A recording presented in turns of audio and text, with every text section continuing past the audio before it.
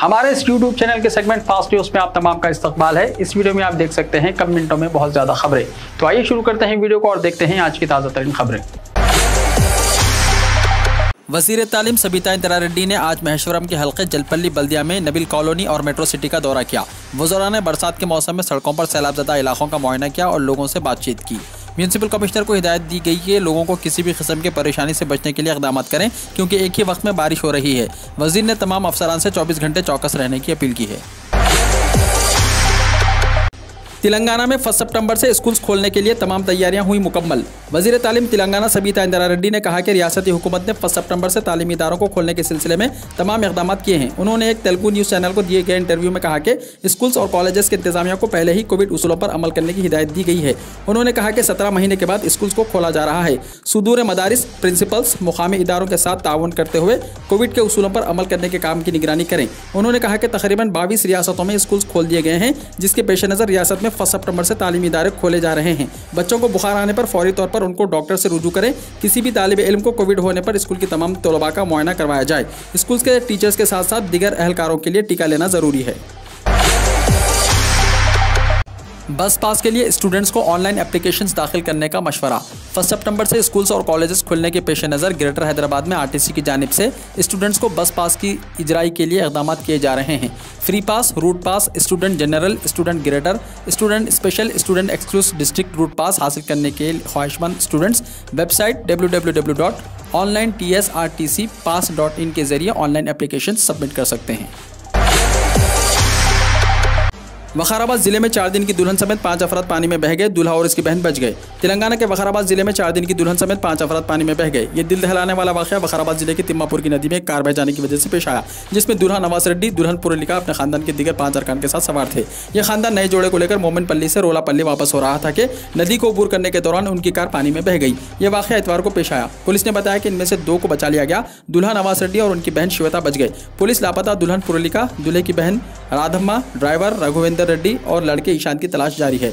26 अगस्त को रोलापल्ली के नवाज रेड्डी और मोमिनपेट की पुरलिका की शादी हुई थी। इतवार की रात से इनकी कार पानी में बह गई।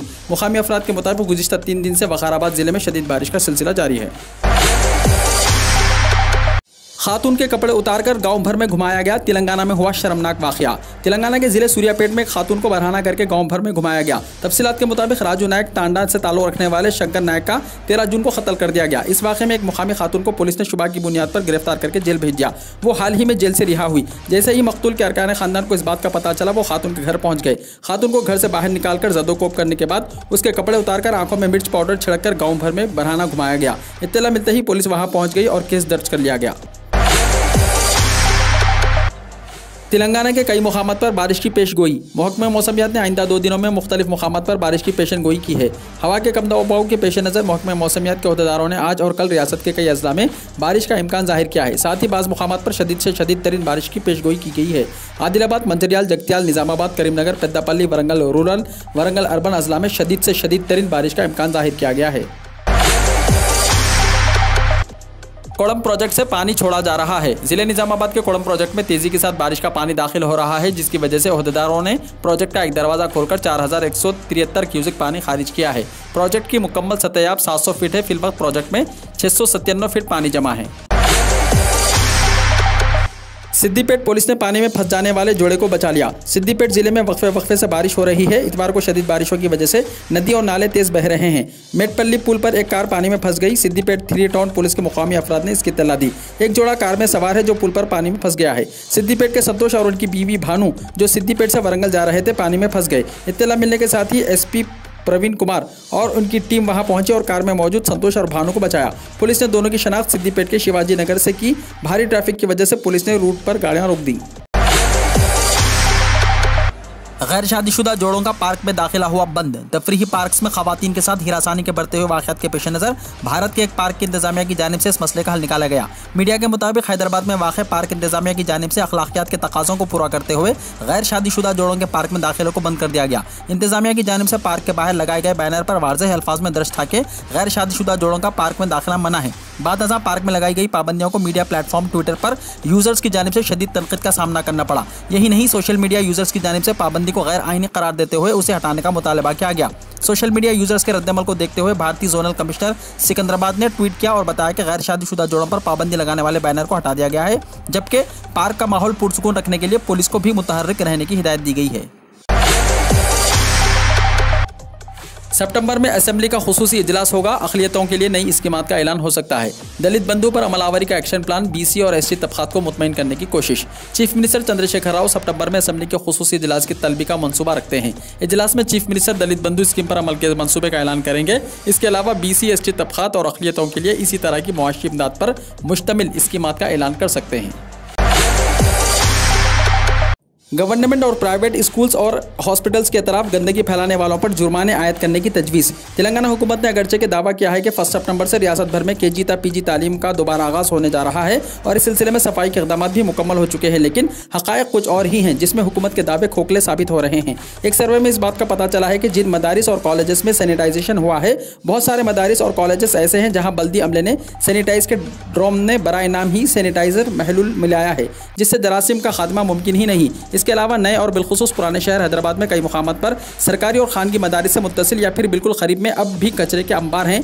कूड़ेदान अगरचे के हटा दिए गए हैं, लेकिन मुतबादिल इंतजाम न होने की वजह से कचरा वहीं डाला जा रहा है। मोहल्लेवारी तौर पर कचरे की नक्काशी के लिए साइकिल रिक्शाओं का इंतजाम होने के बावजूद अवाम स्कूल्स और अस्पतालों के बाजू ही कचरा फेंकते हैं। समाजी कारकुन मीर फजल अली खान ने बताया कि स्कूलों और अस्पतालों और कॉलेजेस के करीब कचरा फेंकने वालों के खिलाफ जब तक कोई सख्त एक्शन नहीं लिया जाएगा, सूरत हाल जू की तू बरकरार रहेगी।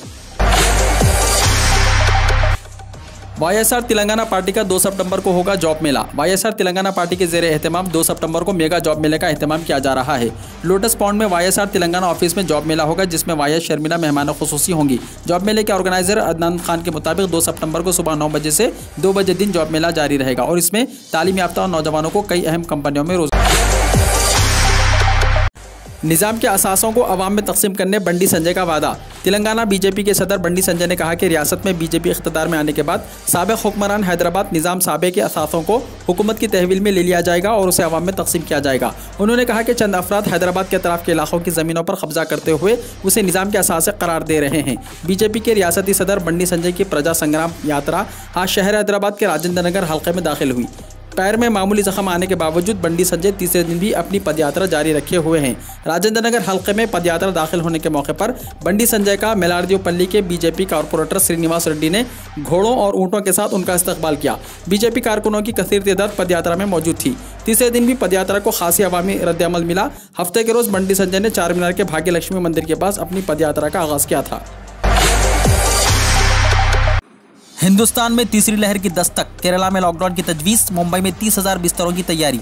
मुल्क में तीसरी लहर के बारे में खदशात बढ़ते जा रहे हैं। बहुत से माहिरीन का दावा है कि तीसरी लहर सितंबर या अक्टूबर में आ सकती है। इसके पेश नज़र रियासतों ने अपनी सतह पर तैयारियां शुरू कर दी हैं। खासतौर पर महाराष्ट्र में बिस्तरों और ऑक्सीजन रिफिलिंग प्लांट्स की तैयादाद में मुसलसल इजाफा किया जा रहा है।